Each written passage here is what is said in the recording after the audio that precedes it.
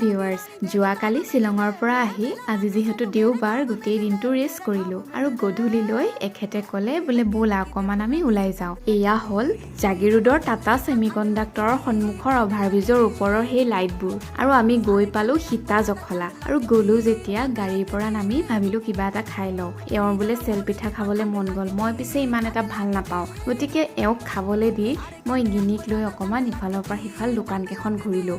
তাইক লগত লৈতো খোৱা সম্ভৱেই নহয়, তাই থপিয়া থপি কৰি দিব। মই ভাবিলোঁ চাহ একাপকে খাওঁ আৰু সেই ভাবিয়ে এয়া এবাটি চিৰা ভজা কিনিলোঁ। আৰু বেলেগ গ্ৰাহকে আহি গিনিৰ লগত খেলিবলৈ ধৰিলে। সিহঁতৰো বাচ্ছা এটা আছিলে, দুইজনী আকৌ লগ হৈ খেলা আৰম্ভ কৰিলে। এইবাৰ আমি ওচৰতে থকা এখন ম'মৰ দোকানত গ'লোঁ। ইয়াত বোলে ধুনীয়া নেপালী ষ্টাইলৰ দাৰ্জিলিং ম'ম' পায়, তাকে খাবলৈ গ'লোঁ। ম'ম'কেইটা বিৰাট টেষ্টি আছিলে। আৰু শেষত এয়া ঘৰলৈ বুলি বাই।